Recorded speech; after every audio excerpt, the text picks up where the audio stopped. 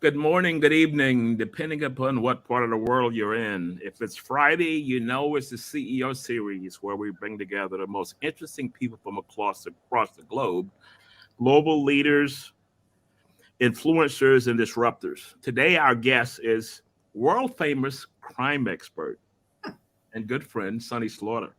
She's the founder and managing principal of Sunny Slaughter Consulting.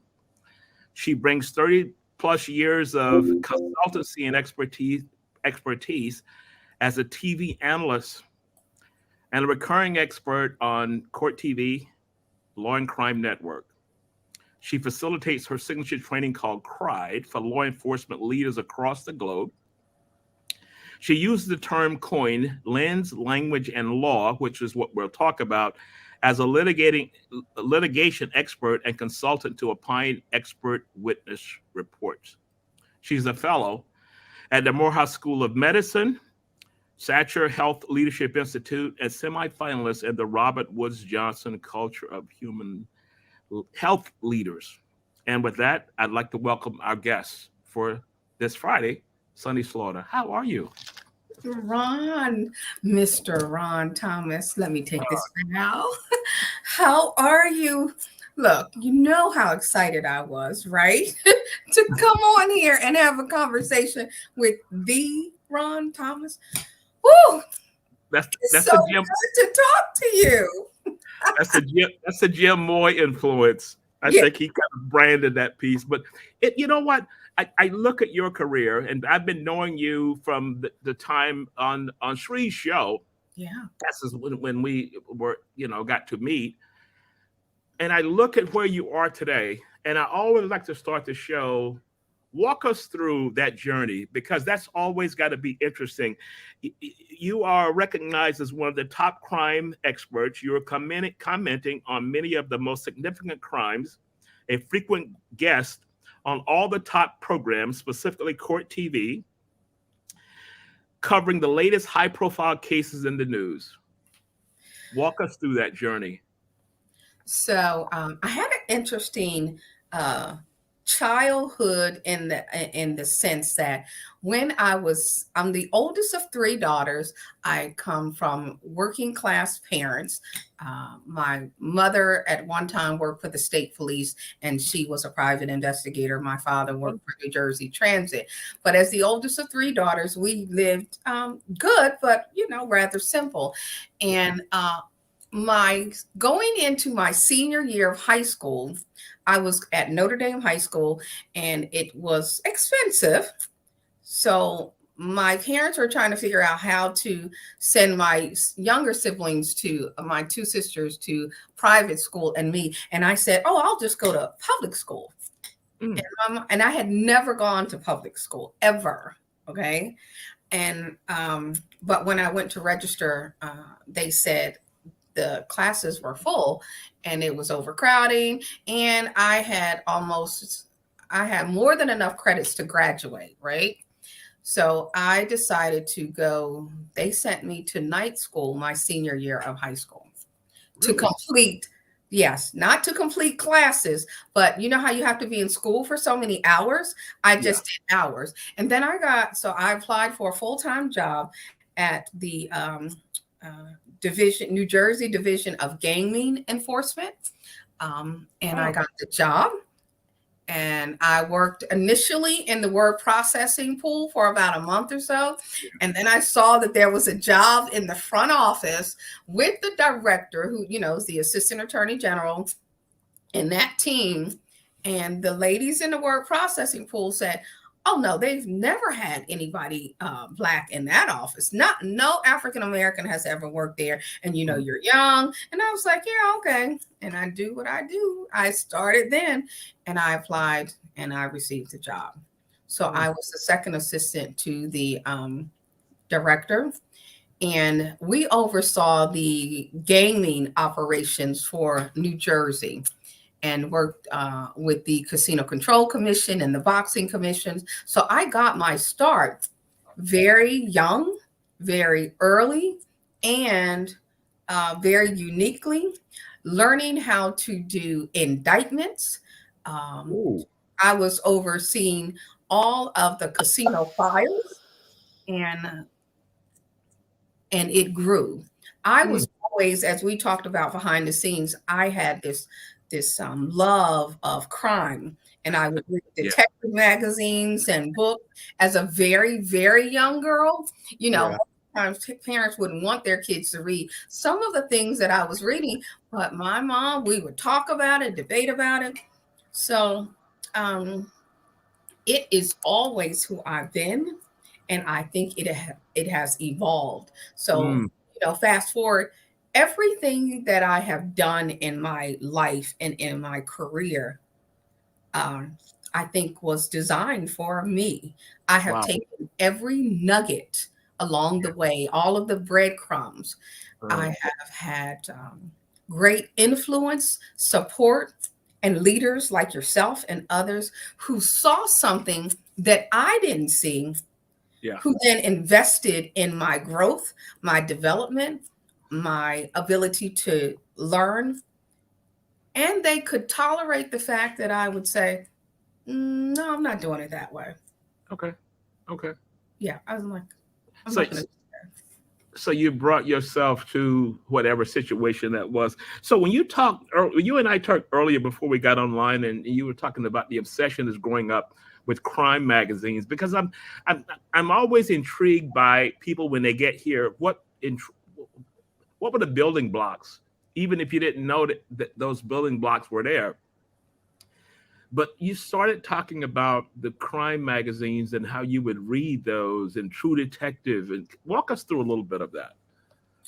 So it was the fact that something really bad could happen. And it seemed like it only happened to one person or in one community, but it really affected everything and everyone. The way that the detectives investigated the case was always important. It I followed their pattern and practice of how they did the interview, how they took notes, and all of those things were in the magazine, and the complexes and the photographs that were, not all the way gory, but the details. And I always said, I don't know if I would have done it that way. And Yeah. they probably should have talked to this person, and Yeah. I would have asked this question. So there was always that what question did they not ask? And Okay. how is it that people didn't see this in someone? Yeah. Um, the questions that they would ask, and you would kind of zero in on that. So in consulting, you always think about pre interview strategy. How are you going to interview someone? And for people that don't know, I am a crime show fanatic. When I finish work, I find a crime show and I'll sit there for hours and hours and watch it. And it's funny that you mentioned that, because I look at the way that the detectives interview and what questions would I have asked if I was in that situation. So it's amazing how these things come about. Now, last week's guest, Jim Moy, and I know he's listening now, he Yes, became it a is. lawyer. He became a lawyer because of Perry Mason, Right. which was probably the first kind of crime show there was in on TV. Mhm. So for someone that's coming up in college now, high school, whatever it is, and they have kind of an interest, but maybe their parents or families are saying, no, you go do this. You kind of stay true to that vision. Yes. And I understand when a parent might say, don't, that this has too Yeah. much, it's Yeah. it's too gory, it's too sad. I am grateful that my mother, although she's no longer here to see all of the stuff I'm doing now, that she did not misdirect my purpose and path, because I think this is purposeful, and that she redirected it, and she understood what that was. And today, unlike before, Jim and I actually had this conversation about him watching Perry Mason. I was a Telly Savalas girl. Okay. Kojak, baby. You couldn't hit it better than Kojak. I mean, that he was the man. He was the man. This is memory lane. This is not even work. This is memory lane. Yes. So I was watching Kojak, and then I watched our little lady, when she would walk around Maine and solving crimes, and then there were so many. But today, one of the things that I think young people and everyone can learn from, and I'm not just saying it because I'm on there, but the Law and Crime Network and Court TV and shows like that, because they're actually different than the television that we watched of yesterday. Yes. Because these are real life, upfront crimes and cases and happening right away. And I see John is saying this helped him do the interview John skills. South, very good friend of mine. Hey, John. and like a crime writer. So one of the things is you get to hear the voices, perspective, and go through the cases as they unfold in court. One of the things that I have found very interesting, and you might too, is when we were watching those shows, we were watching the development of the crime and the law enforcement aspect. Yeah. And how it unfolded. So I am a law enforcement expert, instructor, training coordinator, and all those other things. But I am also a litigation expert. So when you talked about me writing the expert witness reports, I can go from on the scene to in the courtroom and take a case from the very beginning to the end. Okay. And the other day when I was on the show on the Law and Crime Network, we were behind the scenes. One of the hosts is actually from New Jersey, where I'm from. And he said, well, Sonny, I was an EMT. And I was like, get out of here. So I was an EMT in New Jersey too. In fact, I was one of the first 8 people in the entire state of New Jersey in 1987 to receive the New Jersey Public Safety Award for public service from the governor and from the attorney general. I saved 2 small children. So when you think about the way that crime is, people don't realize, and you have a show that is focused, like on CEOs and corporate Americas and human resources. The nuggets of what I do, which is why this is such an honor to be with you. Yeah. And what I do feeds into everything that everyone else does, and they don't ever see it that way. They don't, there is a disconnect because they think, well, that's not really related. And do we bring somebody in to talk about this or to talk about that? And all of it is connected. Everything is connected. It's human interaction because, as you mentioned earlier, I do leadership development, HR development kind of across the globe. And one of the things that we talk about is building relationships. So you see the detective, they'll try and build a relationship with the person to get them to talk more. If I'm a first-time manager, I have to build that same relationship. So I don't really watch the show. Well, I watch it as entertainment, but I'm picking up nuggets that I can use in my work. Right. Because so the people see me as one thing, but I actually do HR work. I'm the external compliance officer for a reentry program. And I talk about that relationship component, and I write policies. So a lot of my time, you see me on the show doing one thing, but I spend a lot of time writing policies, doing research. I have 3 P's: public safety, public health, and public relations. Okay. So the public safety that I do with my clients, like you do with yours, is about building the safety mechanisms on the policy side. Do you have the right policies in place? But you can't have the right policies in place unless you do what you and I do, and people don't connect it.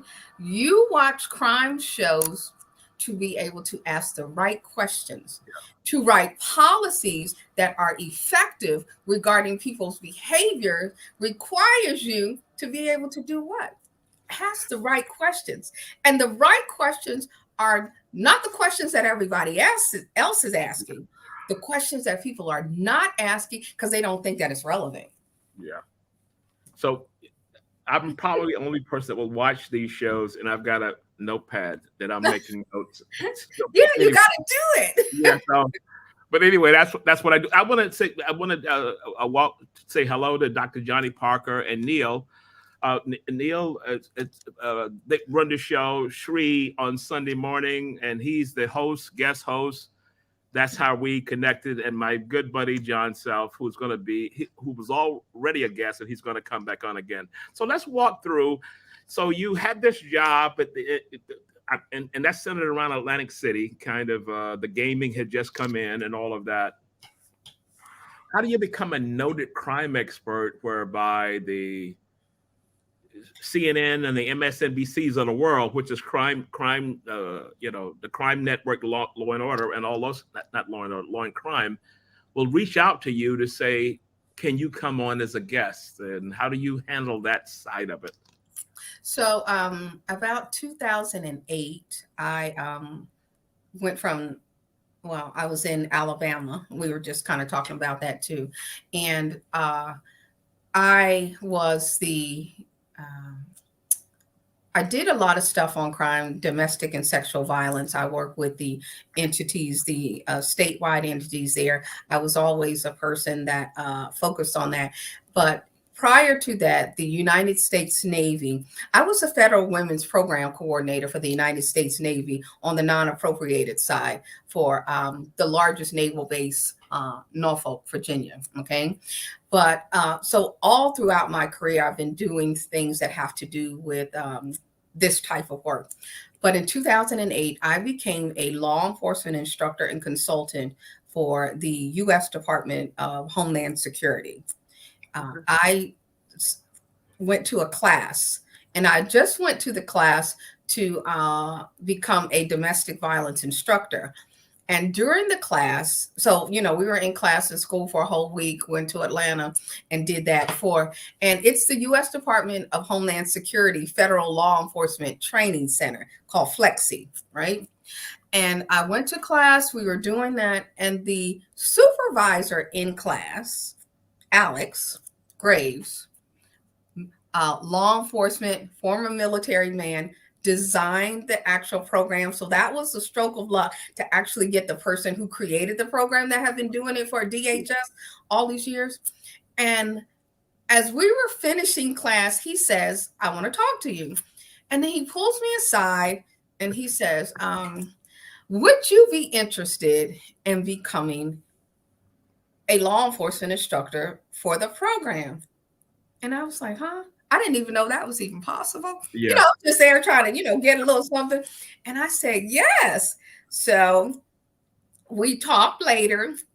And like a few weeks later, I was on a plane and in another city and learning to co-teach the domestic violence program. It's a whole manual and everything. So that's kind of how I got started. But Alex did something else unique for me. He made sure not only did I do the domestic violence program, but there were other things that he kept plugging me into. Okay. And he allowed me I am a law enforcement instructor and a member of ILEADA, the International Law Enforcement and Executive Trainers Association. Whoa. And you can only people think that you can have a badge and do things. There are things, even if you have a badge, that you don't get to do, because people can be a law enforcement trainer and talk about an issue, but I am a law enforcement instructor. So I can teach in a classroom. I can teach on the academic level. That is different than I actually have the instructor credentials. Okay. So, and he kept shifting me around intentionally to the different spaces. I am also one of the few non-sworn persons allowed to take the Department of Homeland Security Drug Task Force Supervisor School. And I registered. I wasn't sure until I got to the door and started reading the email again at the DEA in Birmingham that it said sworn law enforcement only. And then I panicked and got scared. And I said, oh my gosh, they're not going to let me in because I don't have a badge. Because there are some things that are only for people with a badge, only sworn.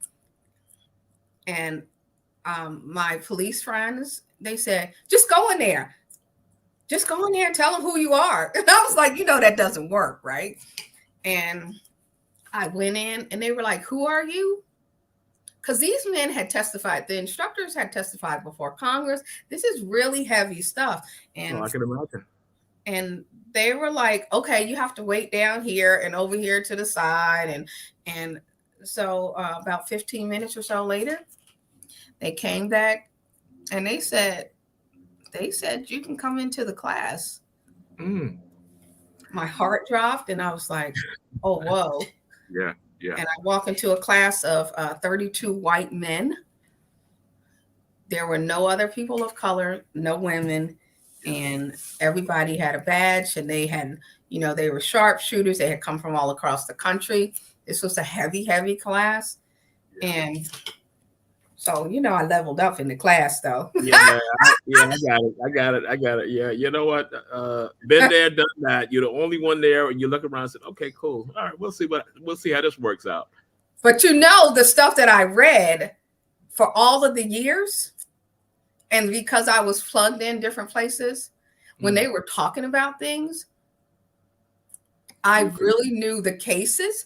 I had known things. And then, so I became command at the end of the, we have to run training scenarios. I became command and I ran the last training scenario involving a hostage situation and redirecting the men and the whole outline of, that was me. I you know what, as you told that story, I was giving a speech in Dubai and someone was kind of hanging around after the speech was over. And they gave me that card and they said, I'd like your speech. I'd like to represent you. And my thought was, represent me doing what? Because I had no clue. So you talked about someone getting you to, seeing something in you and ask you to move forward and do something else. So sometimes in careers, we get these situations where somebody can see something and we don't see it. And on a lot of cases, people would have said, no, that's not for me. I'm not credentialed. I don't have the badge or whatever it is. And they would have turned back around and continued doing what they were doing. What was the mindset in trying to make that decision to say, you know what, I'm going to go ahead and pursue it anyway? Even when I got in and saw the audience everybody looked different from me.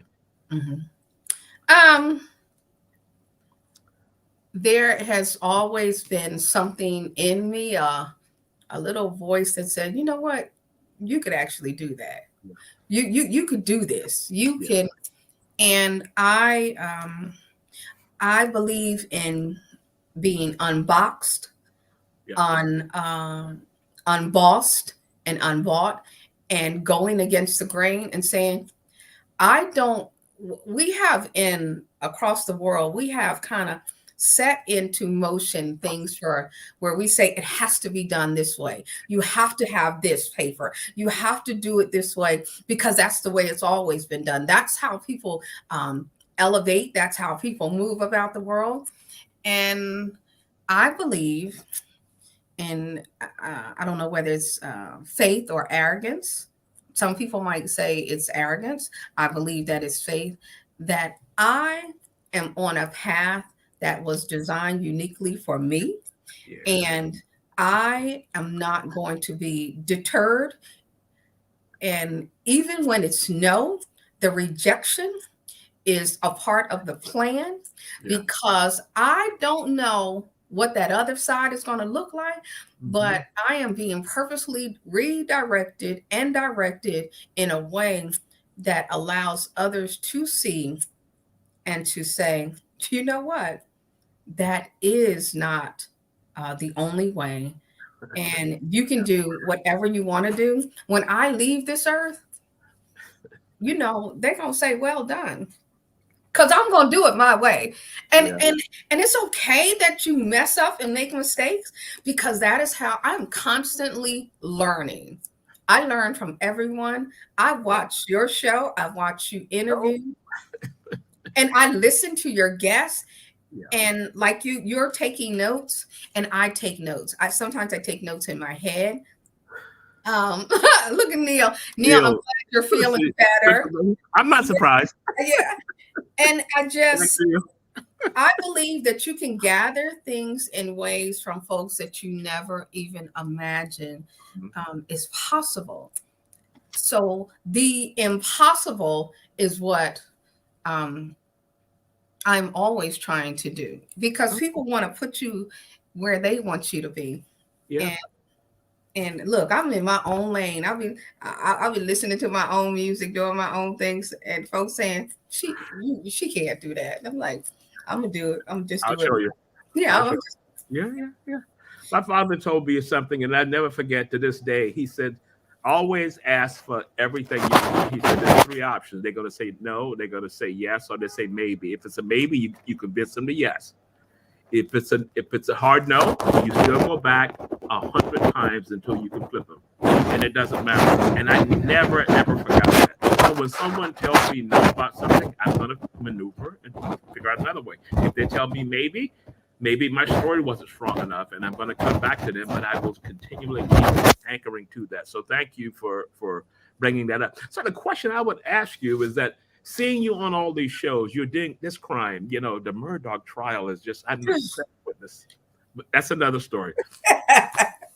So how do you go from the big trial in the U.S., the Murdoch trial, which is over now, but they're going to another phase, to another case? How do you stay focused? Because in business, you're working on a project one, and then I got to switch and do another project and get into that mindset. How do you mentally stay focused? it is a lot. It's a lot. But I will say, and let me back up and say this, because I don't think I answered this. How did I get on the shows? They called. I did not. Yeah. I started the year. You know, I have been on television before. Yeah. I've been on CNN's HLN After Dark. Yeah. I had done that years ago. So I'm the expert for Scripps News, which used to be Newsy, right? Yeah. So people call me for little things here and there. And with Newsy, I've done even politics with the Senate confirmation of Judge Ketanji Brown, right? Justice. Let me clarify that for my sister, Justice Ketanji Brown. Yeah. But at the beginning of the year, I had no plans. This is why I'm telling you, this is how things happen. I made no phone calls. I was minding my own business. I went to the casino gambling actually for New Year's Eve, which is something new. And I was just there, quiet. But I received an email from a news producer out of the blue from the Law and Crime Network. I got an email to my business account because, you know, I actually have a business, Sunny's Lord. She emailed me, and I'm looking at the email, Ron, and I'm like this. I'm like, really? Wait, I said, is this real? And she said, I'd like to have a conversation with you about being on the show. So we schedule a meeting, and January 2nd, I'm on the show. I'm thinking it's a one-off.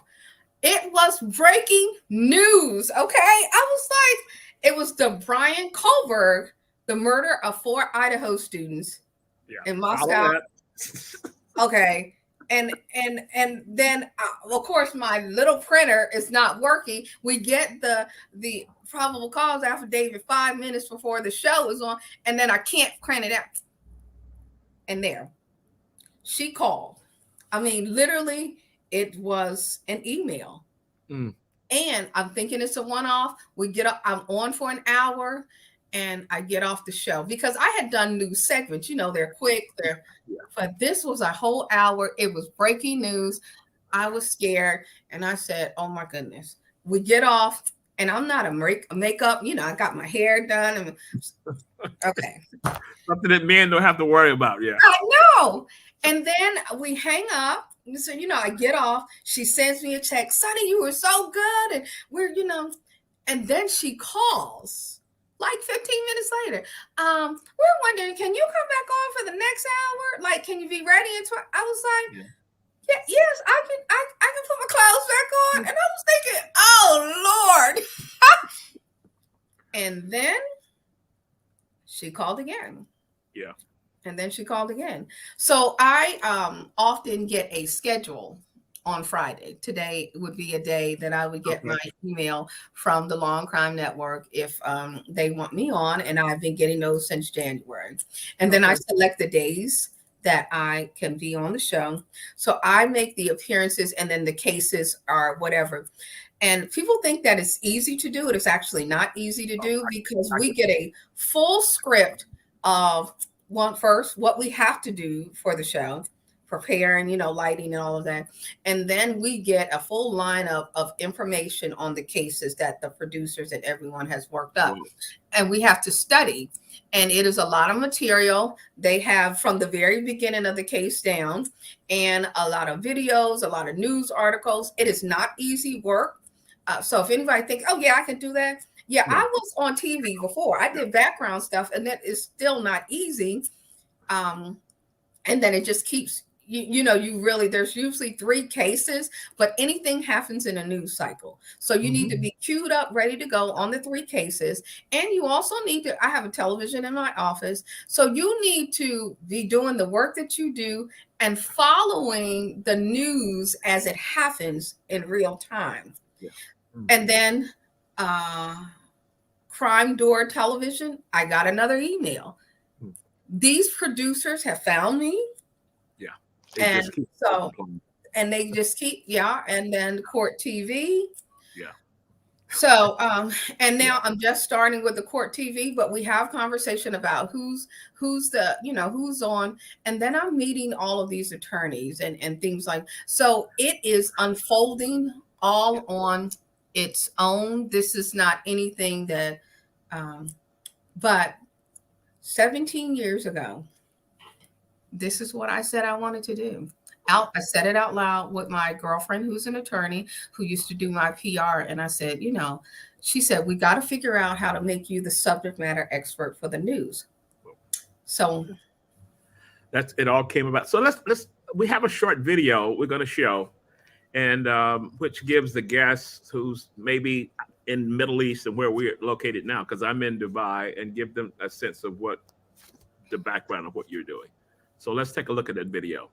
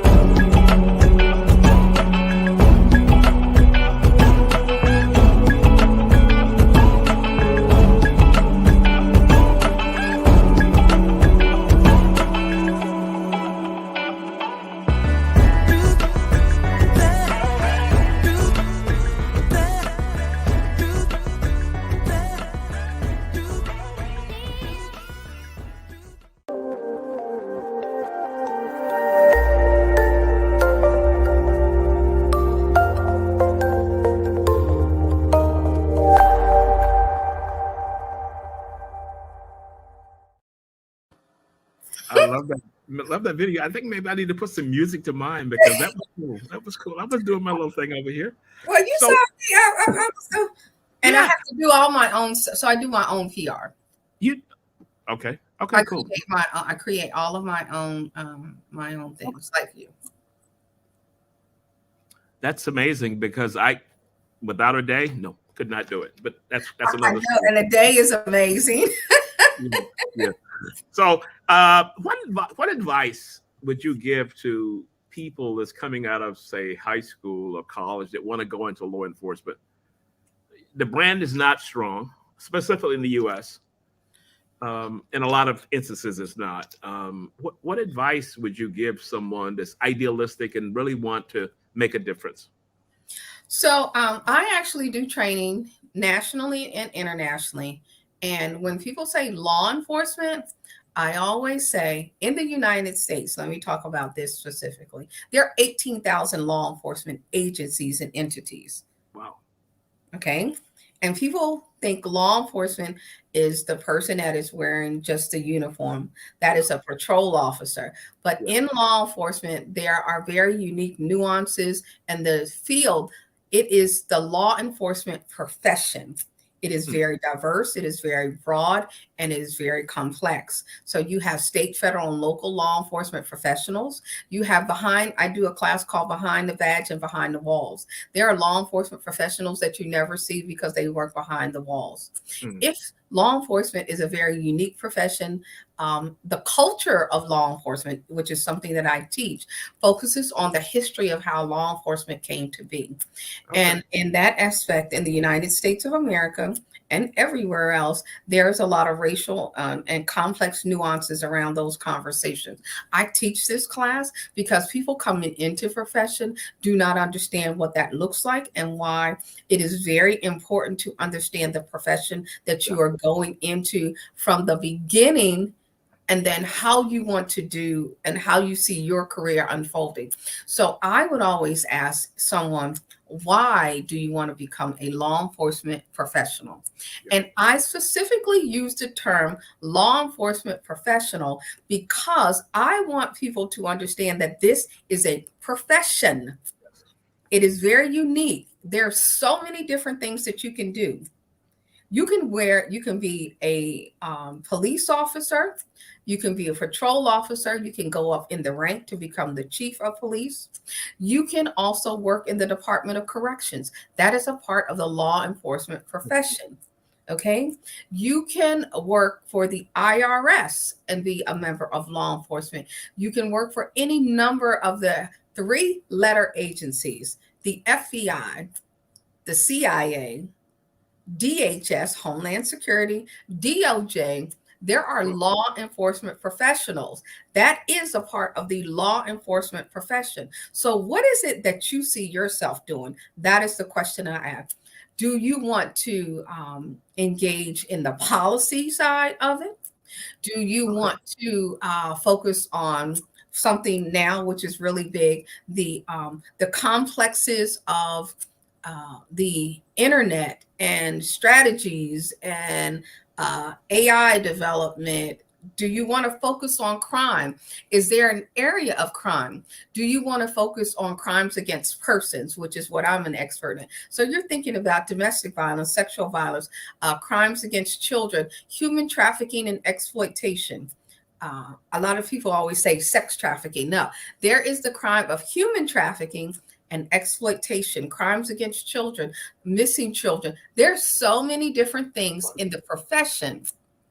But what you always have to do if you want to join the profession, understand it, know who you are, Mhm. know what you want to do, know how you want to impact the profession, and have a why.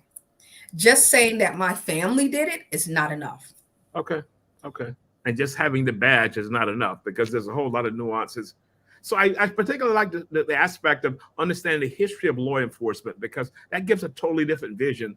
And in the U.S. now, it's not a lot of fact based. You know, everybody's got their own research and all those kinds of things. So in walking through that and giving a surrounding view as to what you went through with the letter agencies and the different roles and all of that. Because I'm thinking, I want to go in law enforcement because I want to get a badge and I want to do whatever I want to do. That's just one small minutia of the entire function.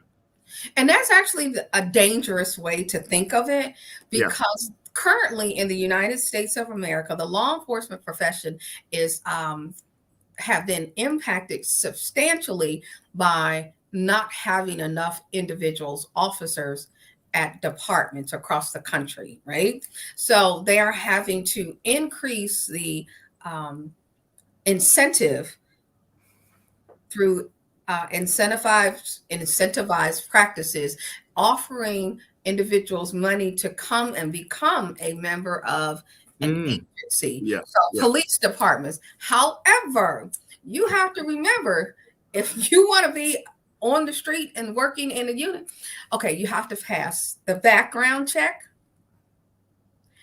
And departments do it differently. You have to pass the physical rigors of it. You have to be able to pass firearms training. And I will say this, I had a conversation with a member of law enforcement on the recruitment side in the state of Virginia. And there were 80 recruits that went through, that signed up for the academy, got selected for the academy. In February, we talked, what is this? It's now going on June almost. In early May, there were only 30. Whoa. Yeah, it's not as easy as it looks. Okay. And people, you can get weeded out quickly. And the pay, remember, you are going to be shot at. Yeah. Nope. Harmed, all kinds of things. Yes. And law enforcement professionals don't make a lot of money, Yeah. which is why they have so many other jobs. It is high stress. It is hard on relationships. It is hard on the psyche. It is hard on families. It is not an easy profession at all. And there are very few women. So I teach a law enforcement leadership class. So while I was teaching a lot of things on like domestic violence, sexual violence, human trafficking, I have shifted over in my thought practices, in my thoughts and practice and focus. I am training the leaders of law enforcement agencies. So the chiefs and the deputy chiefs, and to get them to understand who you hire and how you hire matters. Yeah. Okay. Okay, cool. So I want to get back to you and the impact that you're having, and starting from this point and now you're here. Who were essential influences in your life, having you keeping focused, or maybe you weren't keeping focused and they kind of corralled you in, or whatever it would be? Who would you identify? Look, I'm not going to get emotional. The first person I want to say is my mom. Okay. My mom told me I could do anything. Ooh. And she was right. And she Very cool. She has been gone for 25 years. Yeah. So she's not seen all of this. Yeah. But I hear her constantly saying, you could do anything. I am not like anyone in my family. So, and then I have a lot of men in my life who have, because things that I do are largely male centered and focused. Yeah. And I have law enforcement professionals, and I watch people. I study people. Oh. Justice Ketanji Brown, her career has been phenomenal. And when you know the struggle of someone moving throughout their path and journey, all of that. You have to, you resonate with that. I have been the benefactor of conversations. I was able to have a private conversation with Harry Belafonte. And he and I, it was just the two of us. His wife wouldn't allow anyone to interrupt. And he was listening to me. And I was talking, and then he was giving me nuggets and nuances. And Amelia Boynton Robinson, who Bloody Sunday is named after, when she put her hands on my face and she said, "You are the future." I take those things in to my spirit. My children, we always think we have to learn from the ancestors, but I learned from the future. Yeah. Say, you can, you are, you will. And this is where the gaps are. I learned from watching you. And it is, you bring together people to talk about things. So who influences me? Everyone. Okay. I see Stefan just I made a statement. Hey, see. Stefan lives life with passion and purpose. Oh. And I so love and admire her spirit. Thanks, Stefan, for And listening. yeah, and I watched Shri. I can't not. Shri during the pandemic when things were closed off and people had kind of closed minds, but they were shut in, and he opened up the world to conversations around health and safety and uh, connection and the human spirit. I have watched the Obamas. I have Dr. Tom Ellison. He is in Alabama, and he has worked at with some of the greatest with the Surgeon General's office. He has intentionally positioned me in rooms and with people. I have been to the White House 4 times, Mm. and I'll be 55, so almost 2 years ago, Doc calls me up. That's what I call him, Doc. And he imparts a lot in a lot of young people. And he calls me. He says, "What are you doing on the 4th of July?" And I'm like, "Nothing." And he Yeah. says, "Okay, well," he said, "So you're going to the White House." And I said, "What?" He said, "Yeah, you're going to the White House for the 4th of July." And I'm like, "Oh, okay." I'm thinking I'm going with him. No, he just like throws me out to do things. I'm like in line. He says, "I got everything set up." And he says, "Happy birthday." Wow. So I'm standing there at some point with the First Lady, Jill Biden. I'm standing there with her. And he introduced me to a woman, Rear Admiral Clara Cobb. She was the Rear Admiral for the Region 4 of the U.S. Department of Health and Human Services, right? And she called me one day out of the blue. Dr. Tom introduced us. We formed our own relationship. She calls me and she says, "Sonny," and she calls me directly now. And that had never happened. And she says, "Okay, I need you to write this report on the state of Alabama because I have to talk to the Surgeon General." This is the Surgeon General when Barack Obama was the president, who is the current Surgeon General now. I'm like, okay. So she says, "I know you already have a lot of stuff. I need it in less than 48 hours. Yes, ma'am. And I did have a lot of stuff already done. And We'll I sent take it. it to We'll her. clear the deck. We'll get it done. And I sent it to her, and she's like, "Okay." So she said it was really good. I didn't change anything. She said, "So I sent it on to the White House." I was like, "What?" She said, "Well, I didn't want to tell you because I figured you'd get nervous if I told you that it was going to the Surgeon General. It's going to be his talking points for his first 20-city tour." Wow. It is in the presidential briefing of Barack Obama. So those are the people that have, and then when somebody says, "Hey, we're sending you to the White House, and you can take 2 people with you. I figured you might want to take your kids." And this was during Trump's era. And I said, "What?" Because see, you got to be able to move in different kind of audiences and different kind of people, and no bucking. So we were at the White House. Yeah. During the Trump's now, and I had already met Trump when I was 16 years old because he had come to our office. So I actually knew who he was, but I actually been in a very small room with him before he was president. You cannot say no to people just because you disagree. You need to be in the room because what did you say earlier? You might need to change people's minds. Yeah, you're right. But that would have been a tough one. That would have been a lot of contemplation as it related to that, so that was cool. So Sonny, I want to thank you so much for clearing your calendar. I know you've got 1,001 things that you're probably going to be doing for the rest of the day, but I thank you so much for being a guest on the show. Always been a big fan from afar. And I want to say this we both mentioned Shri. The concept of the CEO series came from the New York Times read along.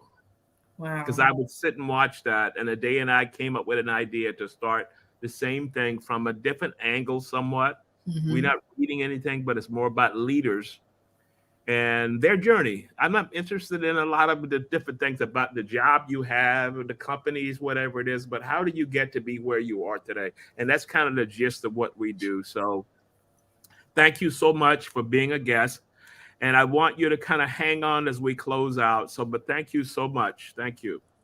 Ron, can I just say it was an honor. I was really so excited. I do a lot of stuff, but this was such an important moment for me in my life, being on with you. I watch you, how you move about. I might not say anything, but I'm watching, I'm like, oh my gosh, Ron is there, Ron is there. So just know that I am watching you because I'm like, that's exactly what I want to do. I said I want to be on TV, and I'm watching you just so you'll know, because I'm like, oh, he's in Dubai? Yeah, that's exactly what I want to do, that thing right there. Yeah. I'm watching you, Ron. We are Yeah. all watching you, Mr. Ron Thomas. Yeah. There's a foundation under that. It's like the iceberg theory. A lot of stuff goes on under there, but that's cool. That's cool. So we're each other's fans. So that's cool. And this is what the show is about: spreading the love across the globe. So thank you so much. Hang on as we begin to close out. Will do. Take care, everyone. Okay.